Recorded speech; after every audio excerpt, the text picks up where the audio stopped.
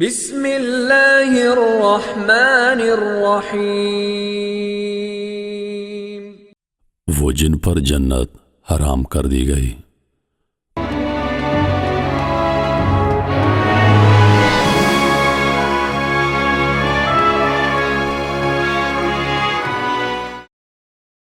وہ کون بدنصیب لوگ ہیں جن پر جنت اور اس کی نعمتوں کو حرام قرار دیا گیا ہے۔ اس معاملے میں بھی قرآن عظیم نے ہمیں رہنمائی سے محروم نہیں رکھا، بلکہ ان لوگوں اور ان کے جرائم اور صفات کے بارے میں بتا دیا ہے جو کبھی بھی جنت میں داخل نہ ہوں گے۔ آئیے قرآن کی اس رہنمائی سے فائدہ اٹھاتے ہیں تاکہ اگر کہیں ہم بھی ان لوگوں کے راستے پر جا رہے ہوں تو توبہ کر لیں اور پلٹ آئیں۔ وہ کافر جنہوں نے کفر کیا اور کفر پر ہی مر گئے۔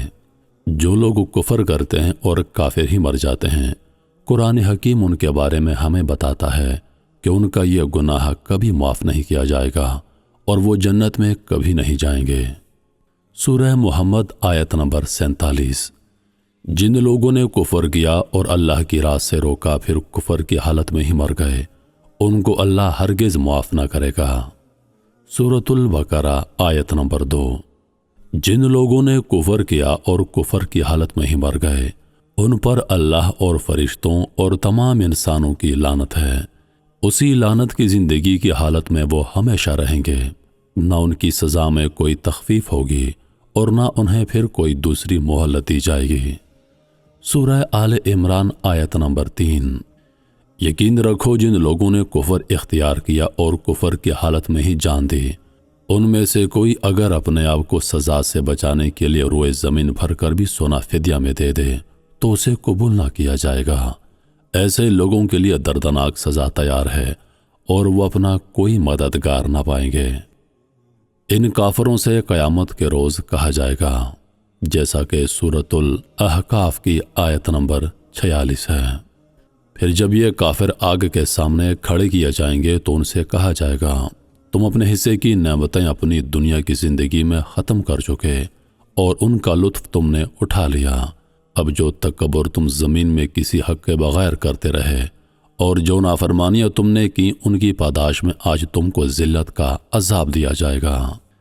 شرک کرنے والوں پر جنت حرام ہے۔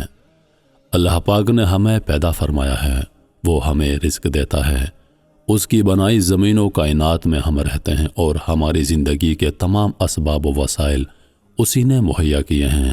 ان نعمتوں پر مزید یہ کہ اس نے ہمیں سوچنے سمجھنے والے دل اور عقل عطا فرمائے۔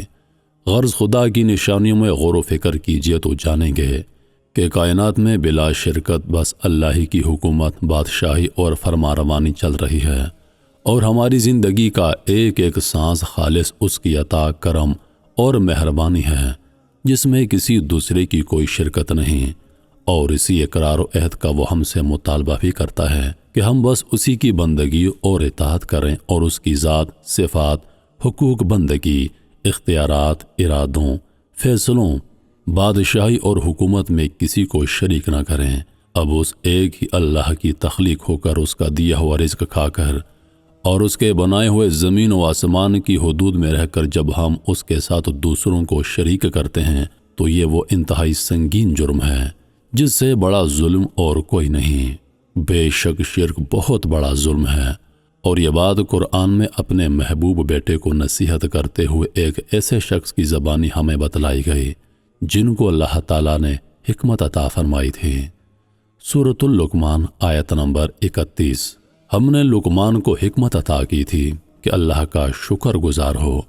جو کوئی شکر کرے اس کا شکر اس کے اپنے ہی کے لیے مفید ہے، اور جو کوئی کفر کرے تو حقیقت میں اللہ بے نیاز اور آپ سے آپ محمود ہے۔ یاد کرو جب لقمان اپنے بیٹے کو نصیحت کر رہا تھا تو اس نے کہا، بیٹا خدا کے ساتھ کسی کو شریک نہ کرنا۔ حق یہ ہے کہ شرک بہت بڑا ظلم ہے۔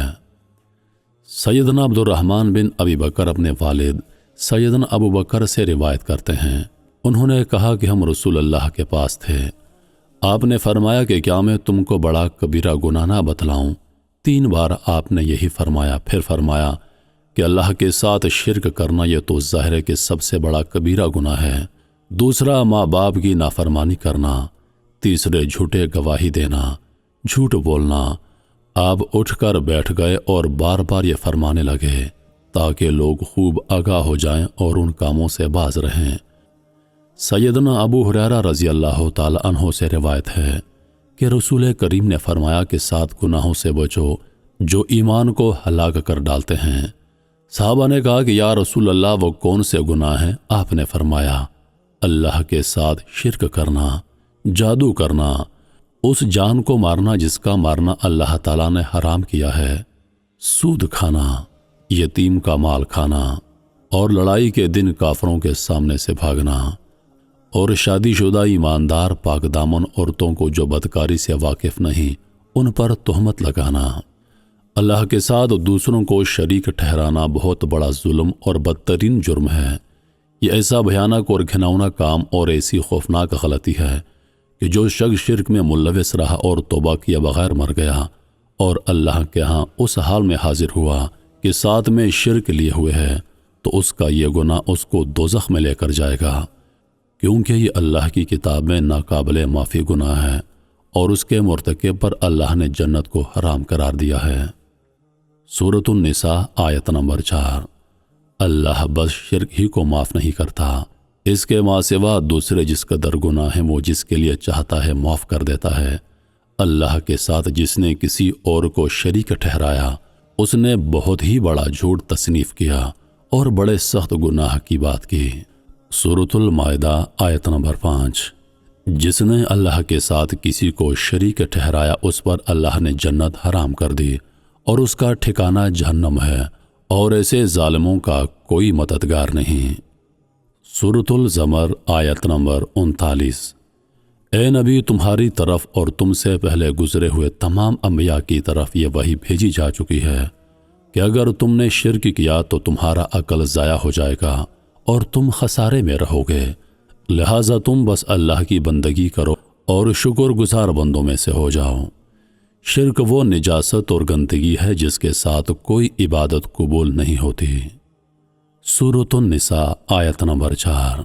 جو شخص کسی مومن کو جان بوجھ کر قتل کرے تو اس کی سزا جہنم ہے جس میں وہ ہمیشہ رہے گا، اس پر اللہ کا غضب اور اس کی لعنت ہے، اور اللہ نے اس کے لیے سخت عذاب مہیا کر رکھا ہے۔